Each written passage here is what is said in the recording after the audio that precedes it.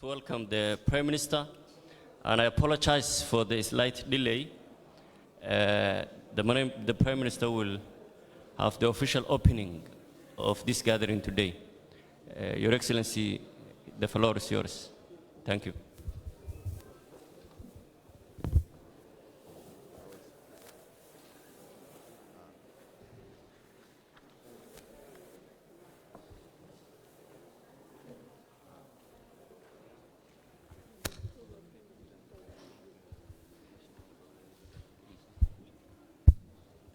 Okay. We have the federal member state leaders or presidents online.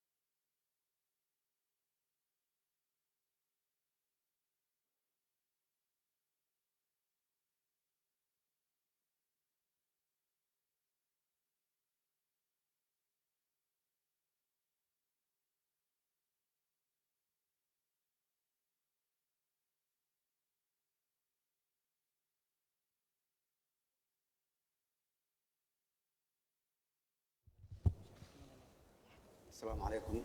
صباح ونكسن.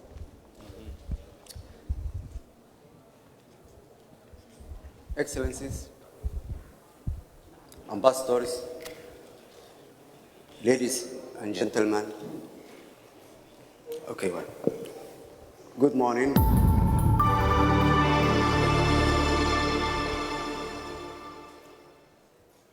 I'm delighted to welcome you all to the 5th Somali Partnership Forum. I appreciate the presence of our federal member states, President Saeed Abdullahi Deni of Puntland, President Ahmed Mohammed Islam of Jubaland, President Ahmed Addi Kari of Galmudug, President Abdulaziz Hassan from Southwest Somalia, President Ali Goodlawe Hussein of Hirshabelle, and the Mayor of Mogadishu, Mr. Omar Mahmoud Omar Finish, our cabinet ministers, our international partners and colleagues present, and those who are connected online to reaffirm their solidarity towards Somalia. I also thank the Special Representative of the UN Secretary General for Somalia, Mr. James Swan, for joining me in this event today. The Somali Partnership Forum is a privileged space for high-level dialogue between the federal government of Somalia, federal member states, the international community, and other key stakeholders. It will provide an opportunity to endorse the Mutual Accountability Framework report of the progress of implementation of the 2019-2020 milestones and endorse the proposed commitments of 2021. The Mutual Accountability Framework milestones are must not fail priorities which are closely linked with and contribute to the implementation of the National Development Plan and ultimately the Sustainable Development Goals. Excellencies, on 17 September 2020, when President Mohamed Abdullahi Farmajo appointed me as a Prime Minister, I pledged to address key issues facing the country, including overseeing the implementation of the National Development Plan, prioritizing security issues, and more importantly, overseeing successful elections. Given the mandate to deliver clearly defined assignments within a short time frame, I instructed members of my government to implement a forward-looking 100-day program. The 100-day program focuses on establishing good governance, providing essential service to the public, improving the security situation of the country, and holding free and fair elections that would meet the expectations and aspirations of the Somali people. As the country braces for important general elections in the coming months, I reminded my cabinet of the critical task ahead to ensure that they concentrate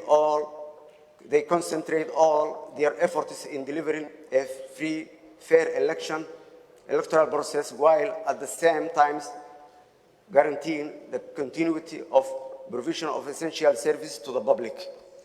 The cabinet retreat that concluded last month allowed our cabinet ministers to understand better their duties and responsibilities, the objective of the National Development Plan, and the 100-day program of the government.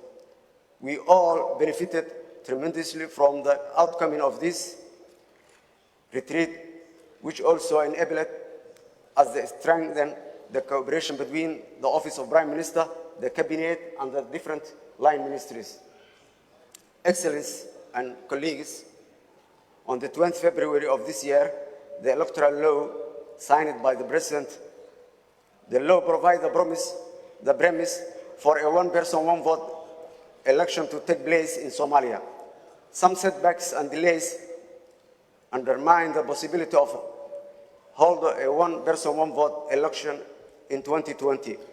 Whilst this could not be achieved in 2020, it continues to remain the ambition and aspiration of all Somalis.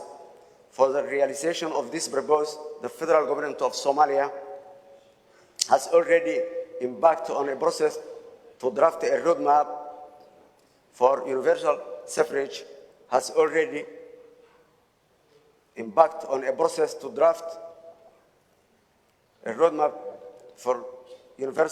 election to take place in 2024-2025. The process will require engagement with a range of key stakeholders, including our federal member states, civil society, political parties, to ensure inclusive and credible election in the future. The electoral agreement recently reached between the federal government of Somalia and the federal member states on indirect elections marked the culmination of the political agreement that will also safeguard the 30% women quota and guide the implementation of the upcoming elections. The Ministry of Constitutional Affairs, in close collaboration with the Independent Constitutional Review and Implementation Commission and the Parliamentary Oversight Committee, has engaged on an extensive drive toward finalizing the constitutional review process. This is now reaching its final stage of completion. Somalia economic and financial reform initiative continue to be a key priority of the federal government of Somalia to alleviate the unsustainable debt burden from the Somali people. Somalia completed successive economic reform programs guided by the International Monetary Fund to reach the decision point under the highly in-debt poor countries initiative. This was a huge achievement, which is now followed by the sequel program, the extended credit facility, and which continues to focus on strengthening public financial management, strengthening domestic revenue toward fiscal sustainability, managing expenditure, and overall putting in place laws and regulations to institutionalize good governance and sustainable economic management. We are determined to remain on the right reform trajectory to reach the completion point and hopefully attain complete debt forgiveness. This should lead Somalia on the road to sustainable development, progress, and prosperity. Excellencies, our security reform is in earnest progress. Our comprehensive security sector reform continues to gain momentum. Having streamlined and standardized the Somali National Armed Force, the federal government of Somalia continues to generate and integrate forces, enabling us to continue degrading the terrorist groups and liberate more areas. The World Bank should re-engage in this process immediately. Somalia Transition Plan is in the principal strategic plan on security and serves as the guideline strategic document for the Somali security transition. Rooted in the principle of mutual accountability and an inclusive approach to the security, the plan sets out our government's overall political vision of bringing about greater security through a phased, multi-year, condition-based and sustainable plan to counter Al-Shabaab, transfer of security responsibilities from AMISOM, and build the core security function of Somalia. Our approach continues to be the sustainable recovery of strategic locations from Al-Shabaab in a sequenced approach enabling local development and state building. We welcome the introduction of the Somali Transition Plan Strategic Steering Committee that aims to provide the highest level of joint political and strategic decision-making for the implementation of the plan through the Security and Justice Committee, formerly known as the CAS Executive Committee, which held last week its first meeting since 2018. Excellencies, COVID-19 has threatened to derail our reform efforts. COVID-19 poses a serious challenge on different fronts in a context that is already marked by fragility. This year, Somalia has been grappling with triple threat of COVID-19, the desert locust infestation, and natural disaster. The recent tropical cyclone Gati made landfall in Puntland and impacted over 180,000 people who are now in need of urgent humanitarian assistance. Food prices have leaped, remittances have significantly decreased, and trading activities have declined considerably. All of these factors have also resulted in a loss of domestic revenue. Excellencies and colleagues, through a Somali state building process, we agreed to work together to build and invest in Somalia's future. Today, Somali Partnership Forum offers a concrete opportunity to deliver this commitment to do our part in building our country. Thank you, and our forum is officially open.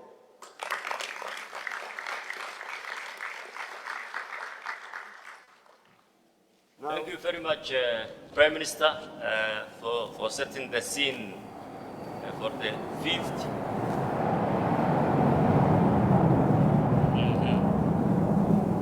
fifth Somalia Partnership Forum taking place here in Mogadishu. I would like to welcome you all on behalf of the federal government of Somalia. We have also federal member state leadership joining us online via Zoom. For the sake of time, I think we should directly go into the agenda. Yes, the Prime Minister has set the scene and did speak about constitutional review process and elections. Minister Salah will talk about elections and constitutional review. The team is working on, institutions working on constitutional review process have done a lot of work so far. The Ministry of Constitution and other two entities. And on elections, we had 3 steps of the process: one person, one vote, election system based on single constituency, multi-party democracy of proportional representative closed list system. That's what we have all worked on, supported, has gone through consultative process and passed by the cabinet in mid-2019. And then the House of Parliament, the lower House of Parliament, has adopted yes to one person, one vote. Instead of single constituency, multiple constituencies of 275 plus 54 of the upper house. And instead of closed list, multi-party democracy, they have proposed and adopted first past the post system of elections model. Then we had consultations and meetings taking place in especially Samareb 1, 2, and 3, where federal member states and federal leadership, federal government of Somalia leadership had debate of the implementation or otherwise of the elections law, which is adopted by both houses of parliament and signed by the president. We have on step 4, which is the model we have an enhanced indirect elections, consensus-based political agreement reached by federal government of Somalia and federal member states and endorsed by the parliament. Together with its 3 elections as well as conflict resolution or election dispute resolution procedures signed by and adopted by all stakeholders, federal government of Somalia and federal member state leadership. I think we go into the agenda. We have a couple of people speaking. Then we have interventionists. I would like to call speakers as per the agenda, but we need to be time constrained, I mean sensitive, and remain using our time as maximum as possible. So I want to first call the UN Special Representative of the Secretary General, Mr. James Iswan, who is joining us online. Ambassador James Iswan, the floor is yours. Minister,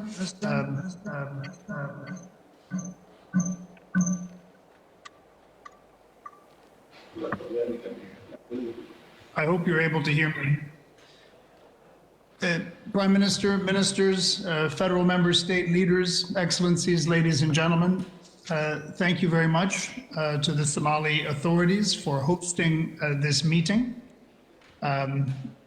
It has been a busy week of active engagement by the Somali leadership, including a high-level security meeting on Monday, the Security and Justice Committee meeting held for the first time in 2.5 years on Tuesday, the Peace Building Commission held for the first time in 5 years on Wednesday, and now the Somalia Partnership Forum, the apex coordination event between the government and partners.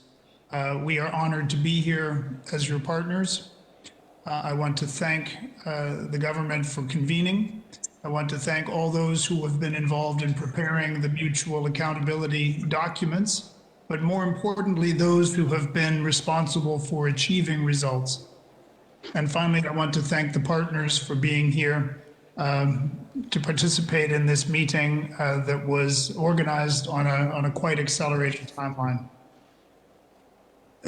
Ladies and gentlemen, with regard to the inclusive politics agenda item, I want to stress the centrality of inclusive politics to our efforts collectively to achieve progress in all areas, and that includes on security and justice, and it includes on development, because it is essential that there be recognized national institutions with the credibility and the legitimacy to speak for the Somali people as they lead the security and development processes as well. But my remarks are going to focus primarily on the inclusive politics agenda. First of all, in regard to elections, as the Prime Minister and Deputy Prime Minister noted, one person, one vote elections regrettably did not take place in 2020 due to delays in preparation and more importantly, perhaps difficulty in ensuring a political agreement. So we've been very pleased as partners to support the September 17th agreement that was forged between the federal leadership and federal member state leaders. Even while disappointed, it did not make more progress toward one person, one vote. We are concerned, however, that that spirit of consensus and dialogue that led to the September 17th agreement appears to be diminishing. We don't want to see the September agreement reopened, but we do think it is important that in its implementation, that there also be clear continuation of that spirit of dialogue and compromise. And to that end, we believe it would be useful for the federal leadership and federal member state leaders to continue to discuss details of implementation of the September 17th agreement. The UN family has supported electoral preparations through the Integrated Elections Support Group and through our collaboration with the Elections Security Task Force, and we will continue to do that. One final point on elections is we remain concerned that the 30% women's participation quota agreed in the law and agreed in the September 17th Accord that should be respected. And we are concerned that the existing election management bodies have not yet met that benchmark. Secondly, in regard to the constitutional review process, progress was made at a technical level.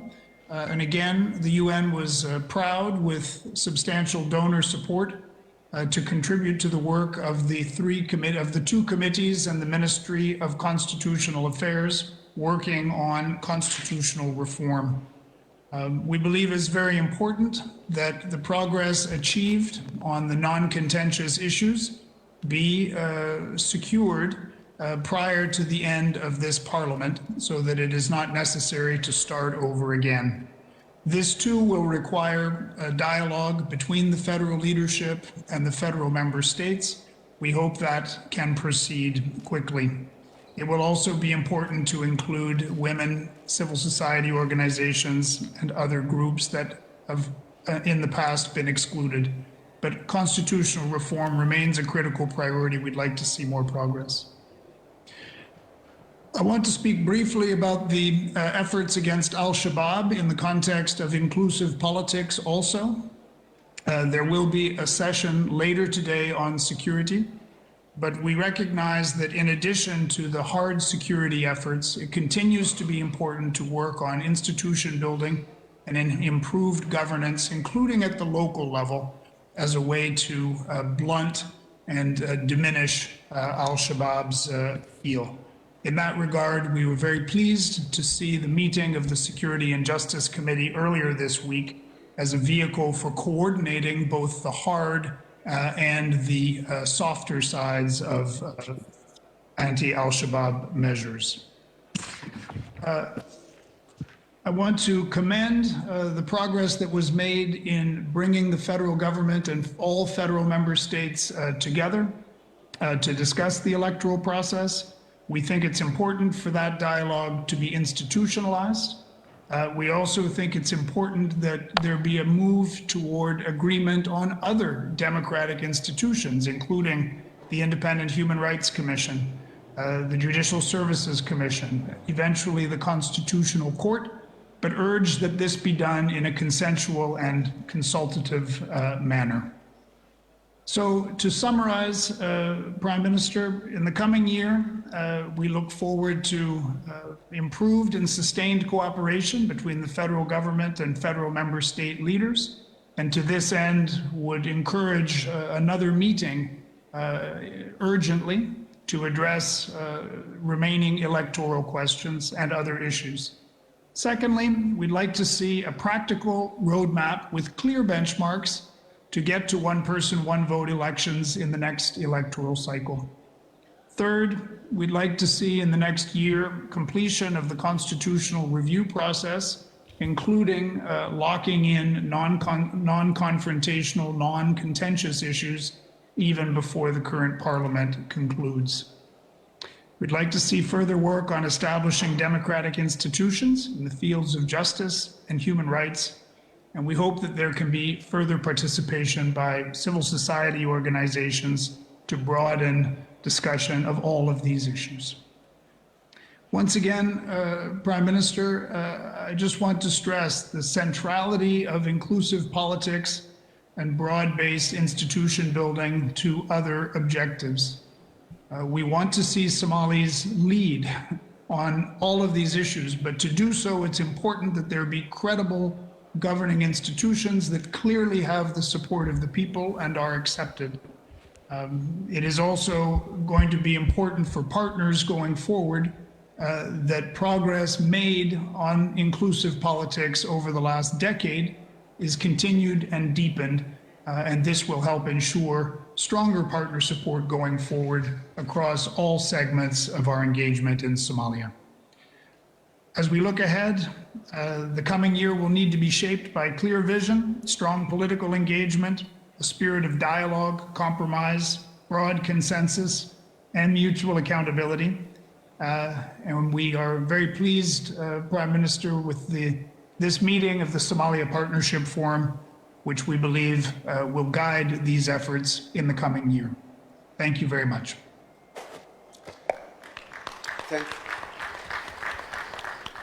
Thank you, Ambassador James Swan. In addition of that, I would like to add I'm planning to trip to Garowe, Puntland, Galkayo, and Samareb in Galmudug early of the next week, inshallah. And also we are planning to have a meeting in Mogadishu, all federal member states, as soon as after I come back from Puntland and Somaliland. Thank you again. Now, I would like to welcome to the floor President Saeed Abdullahi Deni of Puntland State of Somalia. Welcome.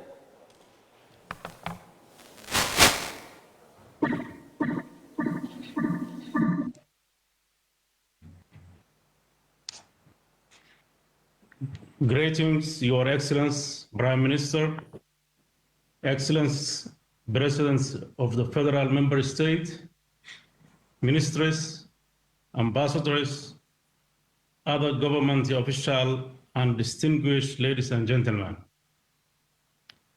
Today, I'm honored to be present in this inspiring gathering we call the Somali Partnership Forum. After very trying and demanding year for all those around the world, there has never been a better time to meet together as one.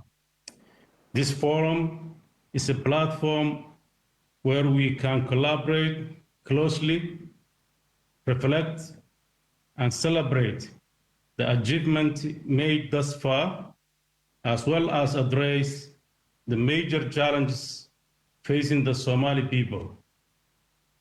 Since I came to office, Puntland has achieved much in short time. We have focused on building the institutional capacity of governmental agencies in order to enhance public service delivery. We have also engaged in structural reforms such as in the security and justice sector, as well as improving the capacity of all our civil servants. These developments are in line with our efforts to continuously strengthen our public financial management system in all areas so that government can be relied upon as a transparent, accountability service provider for all citizens. No challenge has seemed greater in recent time than the COVID-19 crisis, which has affected millions around the globe. Puntland has experienced multiple setbacks such as pandemic, natural disasters, and locust invasion, all at the same time. The public health measures that have been put in place in Puntland in order to contain COVID-19 spread, such as social distancing and temporary shutdown of businesses, has dramatically weakened the economy. The increase in the state inflation rate is an example of the worsening economic situation.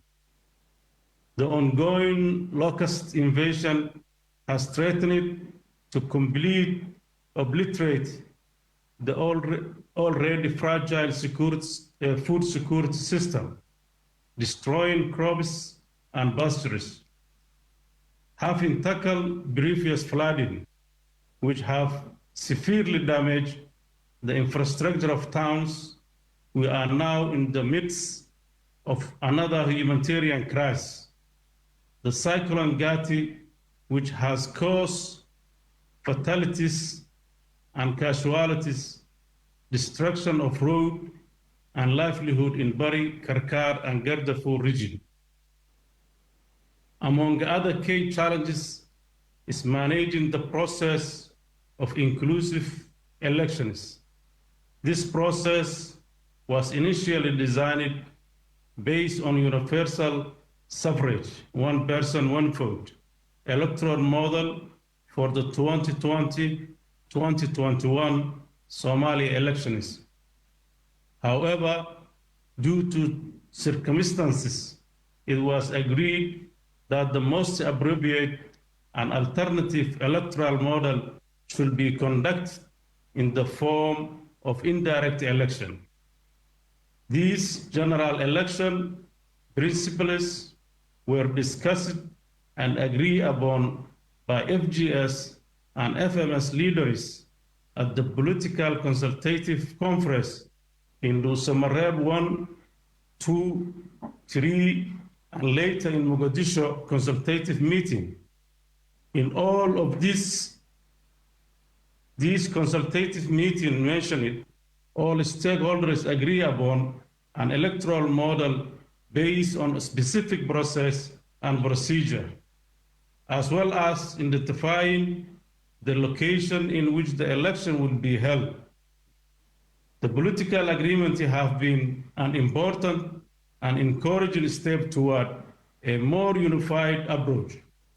But make no mistake, agreements on the technical principles of election must go hand in hand with preserving the integrity of electoral process as whole, such as upholding political inclusivity, widening access to political participation, maintaining transparency and independence, and finally, safeguarding the electoral process from any kind of interference and unnecessary infringement.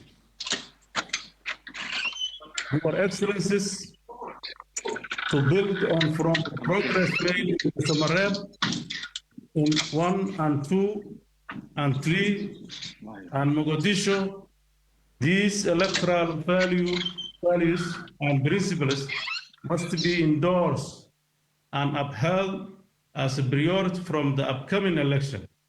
In light of this, I would like to draw your attention to this following number of pressing concerns.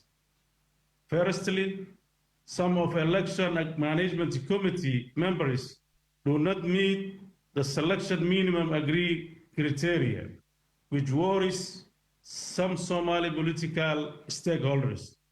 Secondly, in the agreement reached between federal governments of Somalia and federal member states, Somaliland Electoral Committee members were to be selected based on consultation process by all Somaliland political stakeholders, while fully engaging with the Upper House Speaker, Honorable Abdi Hashi, in the process.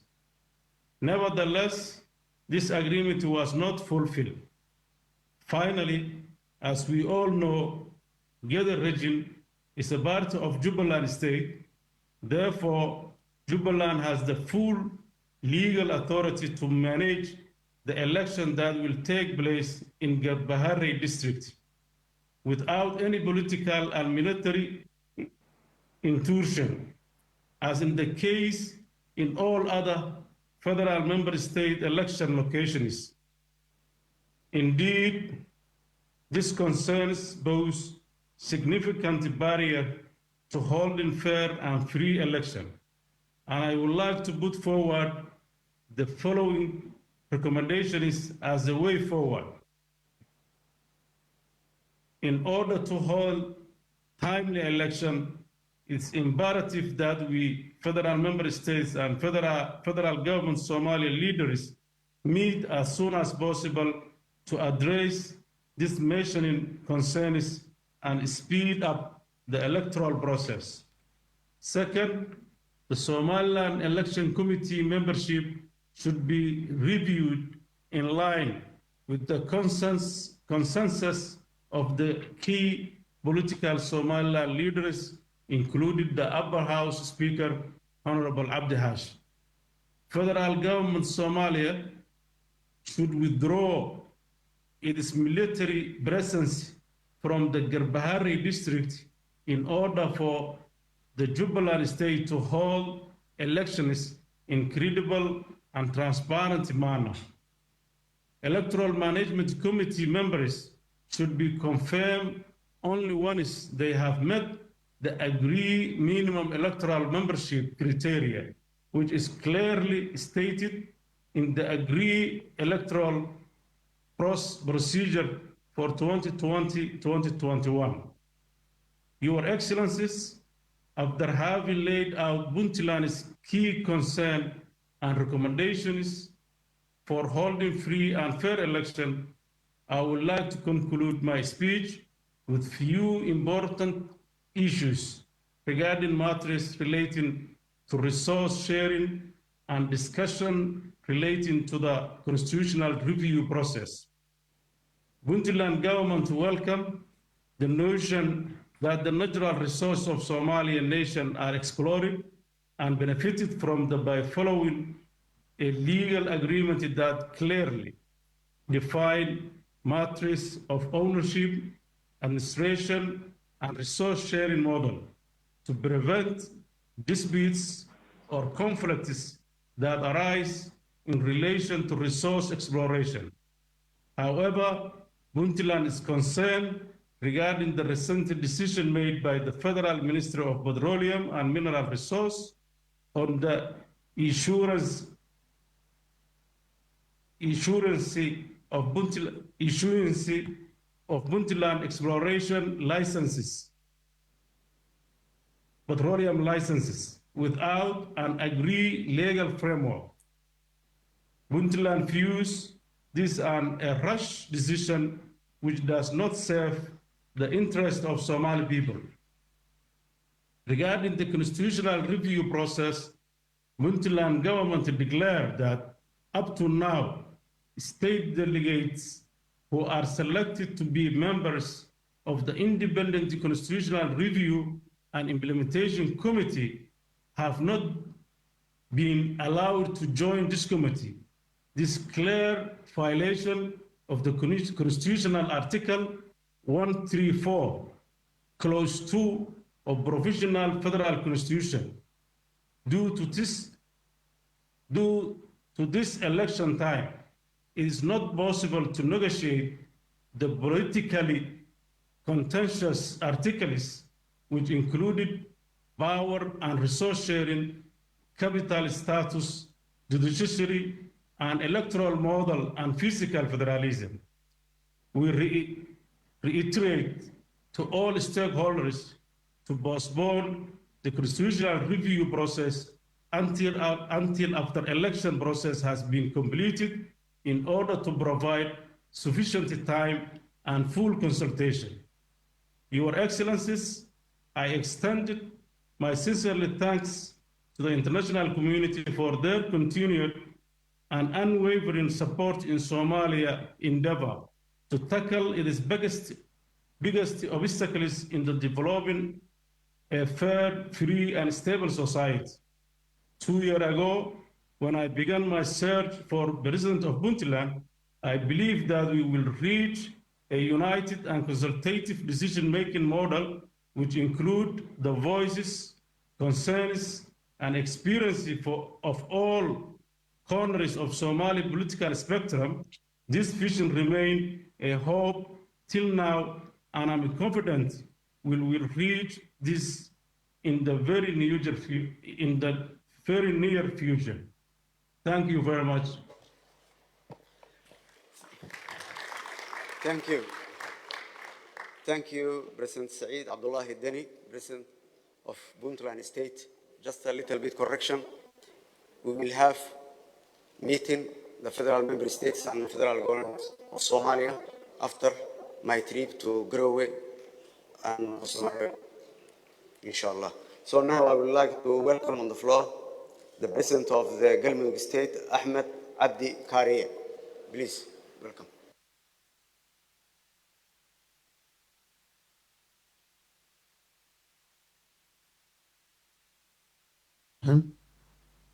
مدن رئيس الوزراء madaxweynayaasha dowladaha xubnaha ka dowladda federaalka wakiilka u qaabilsan arrimaha Soomaaliya qaramada midoobay wasiirada dowladda federaalka ee Soomaaliya safiirada beesha caalamka iyo dhammaan kasoo qaybgalayaasha madashan waxaan leeyahay maalin wanaagsan. mudanayaal iyo marweyn, salaan kadib mudan ra-iisul wasaare, mudanayaal iyo marweyn, waxay noo tahay madashani fursad aad iyo aad muhiim u ah oo ummadda Soomaaliyeed ay ku soo bandhigto ama looga faa'iidaysto jaanisyadan muhiimka ah ama howlaha hor yaalla.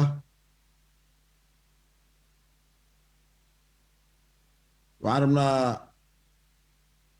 inaan uga hadalno arrimaha hortebinta leh ee muhiimka ah. galmudug mudanayaal iyo marweyn waxay soo martay wakhtigii koobnaa xaalado kala duwan iyada oo dowladda iyo shacabka reer galmudug oo iskaashanaya ay la yimaadeen dadaal runtii aad iyo aad u fara badan oo arrimaha dhexdoodana tallaabooyin horumar leh hore loo qaaday oo wakhti kooban lagu gaaray. kadibna dowladda iyo dadka reer galmudug ay isu taageen arrimaha Soomaaliya, gaar ahaan arrimaha doorashooyinka 2021 taas oo runtii muhiimad gaara lahayd kuna soo aaday waqti baahi badan ay Soomaaliya u qabtay in arrimaha doorashooyinka laga gaaro heshiis. dowladda iyo dadka reer galmudug waxay ka geysteen gacan lama ilaawaan ah iyadoo la soo maray heshiisyadii dhusumareeb 1, 2 iyo 3 oo ay ka soo baxeen go'aamadii dhaxalgalka ahaa ee horseeday ama lagu gaaray heshiiska doorashada 2020-2021. waxaan rabaa halkaan inaan uga mahad celiyo dadka reer galmudug kaalintii ay qaateen iyo dadaalkii ay bixiyeen iyo guushii ay Soomaali horseedeen. inaan idhaahdo aad iyo aad baa Soomaali dhan idinkaga mahad celisay, idinkagana mahad celinaya. arrimaha doorashada sidaa la wada og yahay,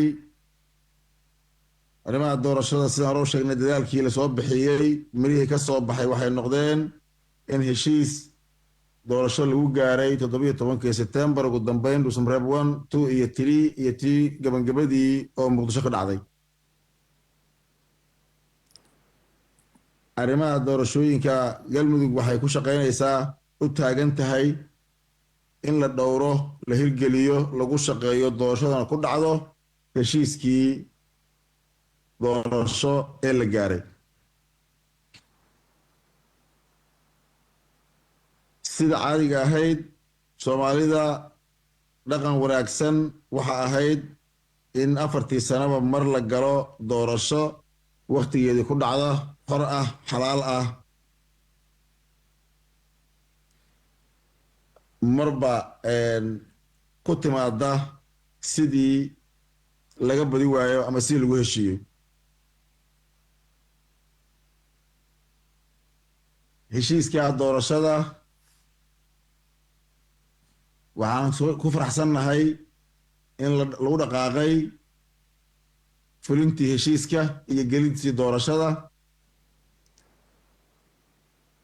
way ka yimaadeen cabashooyin waa jiraan iyo tabashooyin ka jira dhaqaaqa koowaad ama tallaabta doorashada. galmudug waxay qabtaa ku shaqaynaysaa, caddaynaysaa in la dhowro, lagu shaqeeyo heshiiskii. ma jiro dhinac la dhaafay ama dhinac heshiiska ka maqan ama dhinac heshiiska qabyo wax uga jiraan. wixii heshiiska ka baxsan waxay galmudug qabtaa in lagu shaqeeyo in la isturxaan bixiyo la iska qanciyo heshiiska gudihiisana la isku qanciyo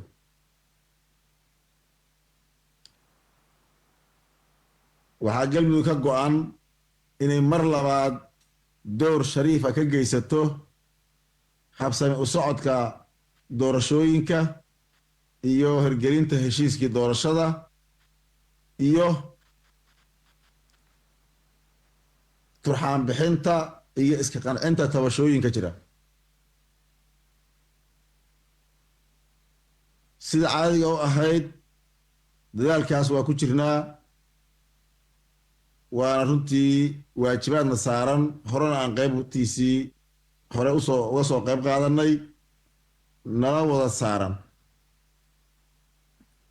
waxaan rabaa inaan dhinacyada oo dhan iraahdo oon ka codsado in laga fogaado wax walba oo heshiiska ama doorashada caqabad ku keeni kara inay doorashada aan taabagelinteeda iyo habsami socodkeeda iyo hufnaanteeda ka wada shaqayno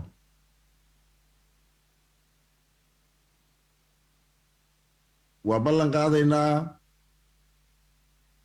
waana ku dhaqmaynaa waana ku shaqaynaynaa inuu heshiiskii doorashadu ku dhacdo tabashooyinkana la iska qanciyo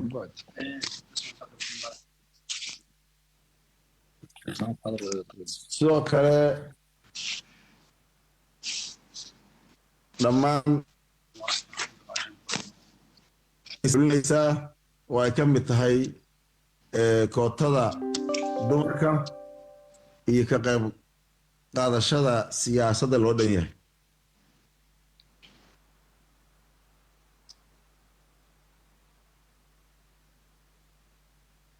dhammaan mar labaad iyo mar saddexaad waxaan ku celinayaa tabashooyinka oo dhan inaan ku xallisanno heshiiska gudihiisa iskuna qancino la iskuna qaato la iskuna tanasulo arrimaha doorashooyinku inay si guula ku dhammaadaan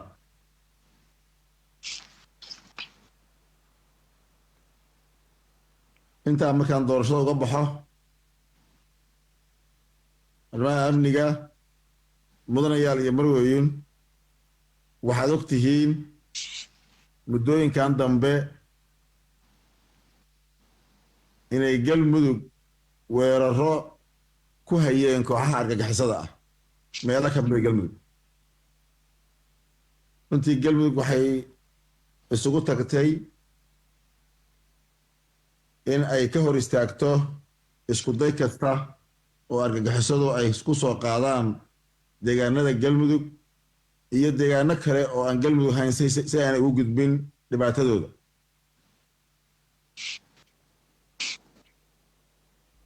muddadii ugu dambeysay waxaad la socotaan deegaanka bacaadweyn inay weerar ku soo qaadeen argagixisadu kaas oo ay ka hortageen ciidamada amniga iyo bulshada reer bacaadweyne oo iskaashanaya runtiina ay halkaa loogu geystay jab weyn anigoo halkaa uga mahad celinaya ciidamada amniga haddana waxaan rabaa inaan si gaara ugu mahad celiyo bulshada reer bacaadweyn oo door taariikhiga ka geystay la dagaalanka argagixisada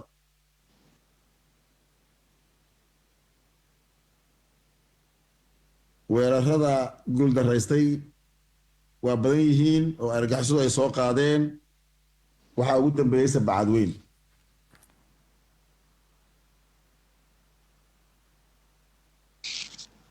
waxaan ka rajaynayaa dowladda Soomaaliya iyo beesha caalamka inay galmudug gacan ka siiyaan sidii looga xoreyn lahaa deegaanada ay galmudug kaga sugan yihiin argagixisada gacan dhinacyo badan leh oo weliba taxadir gaara leh sida in laga kaalmeeyo dhaqaalaha farsamada iyo dhammaan howlaha fududeynaya la dagaalanka argagixisada.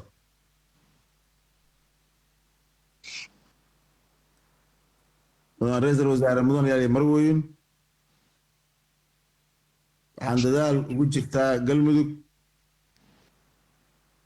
sidii guud ahaan la isaga xoreyn lahaa argagixisada gaar ahaana looga xoreyn lahaa Galmudug garabka iyo gacanta ay u baahan tahayna way rajeynaysaa inay ka hesho dhinacyada oo dhan.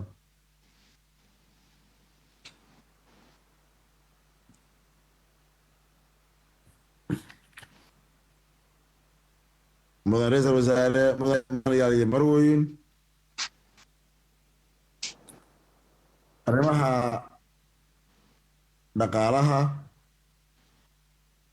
runtii Galmudug waxaa ku jirtay ama ay la timid qaab iyo hannaan dhaqaale oo hufan oo dhinacyo badan runtii laga ka horumarsan ama laga hagaajiyey oo hay'adaha maaliyaddu ay runtii ka gaareen guulo waaweyn.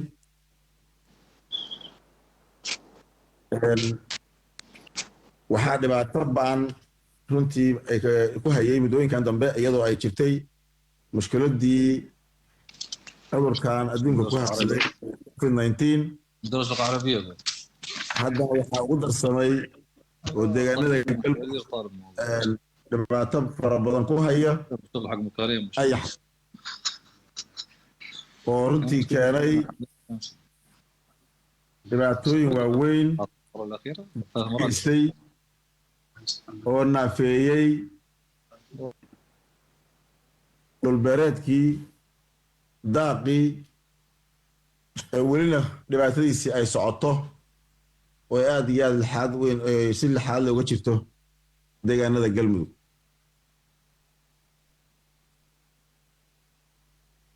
runtii horumarka iyo dadaalka caqabadaha ku yimid dhinaca maaliyadda waxaa weeyaan cudurkan COVID-19 oo saameyn badan ku leh adduunka ku yeeshay Galmudugna si weyn ugu leh oo meelo badan ka curyaamiyey iyo ayaxa. sida kale kaabayaasha dhaqaalaha oo howlahooda dardar ay ku socdaan oo haddaba ay bilow iyo fiican jiraan iyo systemka runtii aad iyo aad loo horumariyey waxay keentay in guulo la taaban karo laga gaaro arrimaha dhaqaalaha.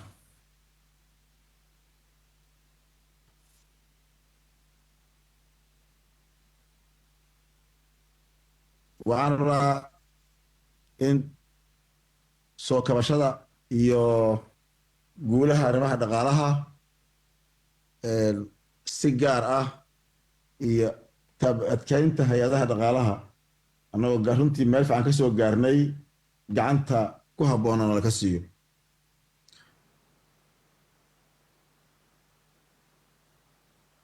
dhammaan waxaan rabaa inaan ugu dardaarmo dhinacyada oo dhan in aad iyo aad waqtiga kala guurka loo taxgeliyo doorashada la dhowro wax walba oo keeni kara in lagu kala duwanaadana aan ku xallisano isu tanazul iyo dhowrista heshiiskii la gaaray. saaxiibadeenna beesha caalamkana ay gacan nagu siiyaan hirgelinta heshiiskii doorashada ku dhacdo sidii horeyba ay gacan nooga siin jireen arrimaha doorashooyinka iyo guud ahaan arrimaha Soomaaliya. mar labaad iyo mar saddexaad Ra'iisul Wasaare Mudan Yaali Marweyn waxaan ka mahadcelinayaa Madasha kasoo qaybgalka iyo doodaha lagu soo bandhigay iyo sida loogu cabiray danaha iyo maslaxada madashan muhiimka u ah. aad iyo aad u mahadsantihiin. asalaamu calaykum waraxmatullahi wabarakaatu.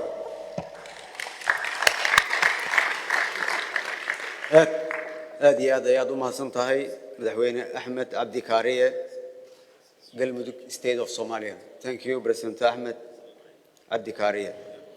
So I would like now to welcome to the floor Mr. Saleh Ahmed Jama, Minister of Constitutional Affairs of Federal Government of Somalia.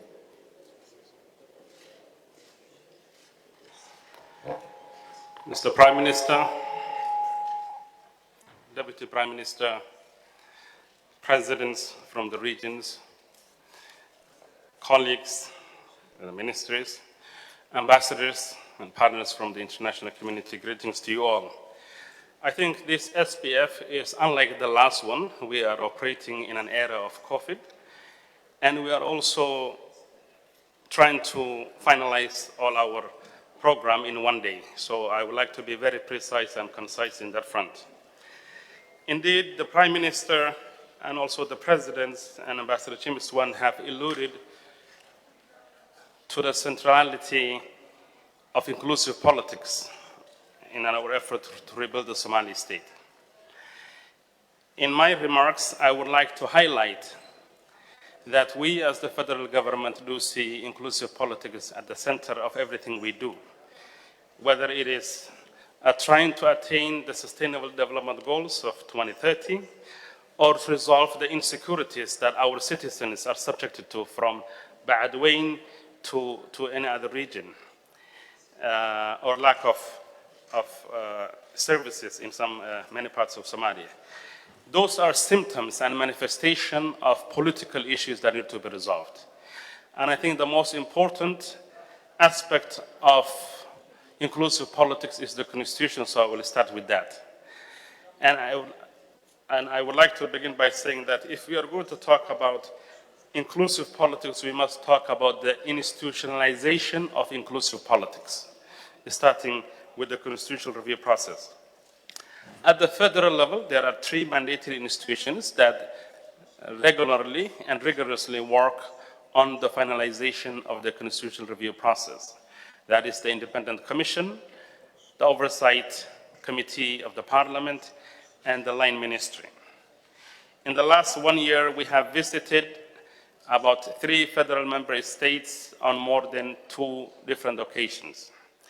In the last 2 months, we have visited Baydhabo, Chowher, and Galmudug to both consult with the different government institutions, the executive, the legislative, and the judiciary, and also the intellectuals and the civil society, as we get to the final stage of finalizing the technical aspects of the constitutional review process.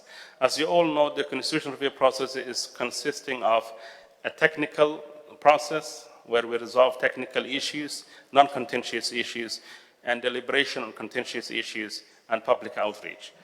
On the 2 fronts of technical issues and non-contentious issues and public outreach, we have recorded significant gains. And we are glad to report that at a technical level, both the 3 institutions agree that it has been finalized. What remains for the constitutional review process is decisions that are to be taken on a set of issues that are not more than 10. Most fundamentally, starting with Article 54, which talks about power sharing between the federal government and the federal member states. In the absence of agreement on that, all other interim ad hoc arrangements, such as the basis on which the electoral model was agreed upon, are only temporary in nature, and they cannot be institutionalized. So at this current moment, we are at a stage where we have been sitting with both the speakers of the upper house and the house of the people, and we will be sitting down with the ad hoc committees to allow the parliament to take stock of and safeguard the technical achievements that have been made. And we remain committed to resolving the political contentious issues, provided that the federal member states show enough appetite for this process. As you all know, some of them have, as some of them have alluded to here, they prefer postponing these contentious issues to a later mandate. So the Constitution is not something that the federal government can just push on its own and go on. It is going to be a product of political deliberations and negotiations, and hopefully those things can be achieved in the coming year.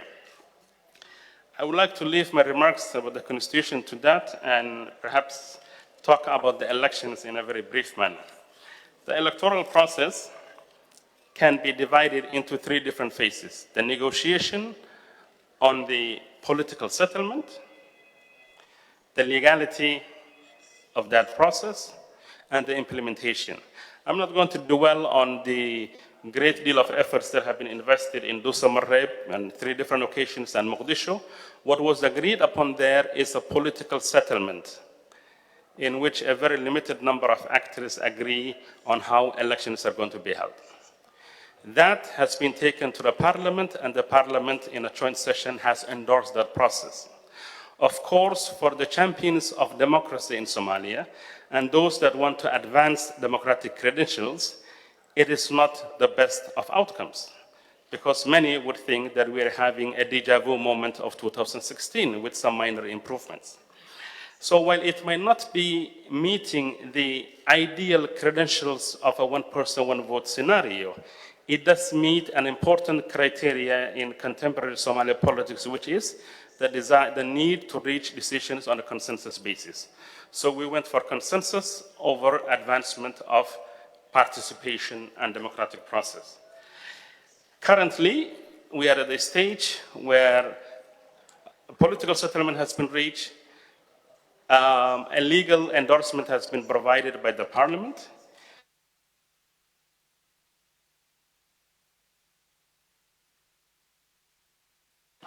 Hello?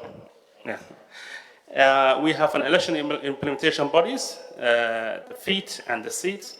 So at the federal level, that body has been formed, and they have elected their leadership, they're undergoing training, and they're preparing themselves to hold the elections and work on key aspects of the implementation phase, including ensuring the 30% quota for women.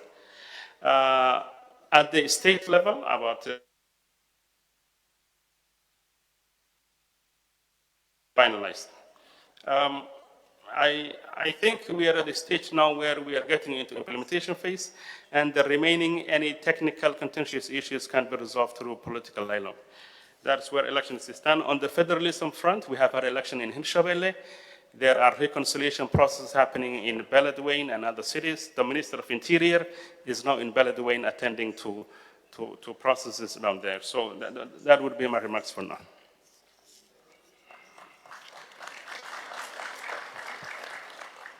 Thank you, Minister Salah Ahmed Jama. Now, I would like to welcome on the floor Ms. Hanifa Mohammed Ibrahim, Minister of Women and Human Rights Development. Thank you, Prime Minister. Your Excellency, Prime Minister, and Deputy Prime Minister, Ministers, State Presidents, Ambassadors, partners, and colleagues. Assalamu alaikum wa rahmatullahi wa barakatuh. Very good morning to you all. Ladies and gentlemen, I'm honored to be here at the Somali Partnership Forum as the Minister of Women and Human Rights Development, a ministry with an important mandate to advance gender equality, women empowerment, the promotion and protection of human rights in Somalia.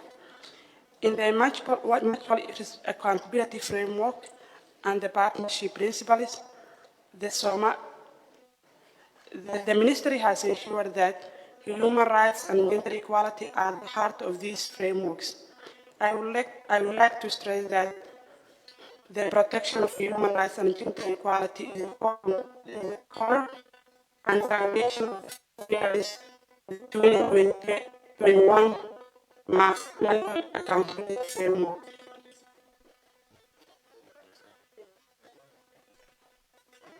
Is it okay now?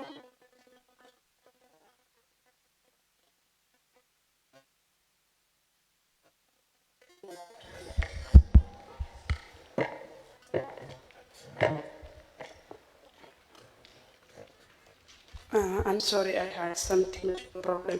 I'm honored to be here at the Somali Partnership Forum as the Minister of Women and Human Rights Development, a ministry with an important mandate to advance gender equality, women empowerment, the promotion and protection of human rights in Somalia. The mutual accountability framework and the partnership principles the ministry has ensured that human rights and gender equality are the heart of these frameworks. I would like to stress that the protection is very important that women candidates get the space to freely campaign, participate in the entire electoral process. We didn't reach 30% in 2012, I mean. We didn't reach in 30% quota in 2016. So I really hope that we all work hard to ensure that we reach this important benchmark. In the past weeks, I have visited several federal member states to advocate and campaign for 30% women quota. Only with women as a part of the Somali leadership and governance, we can rebuild Somalia and make it stronger for the future. The demand is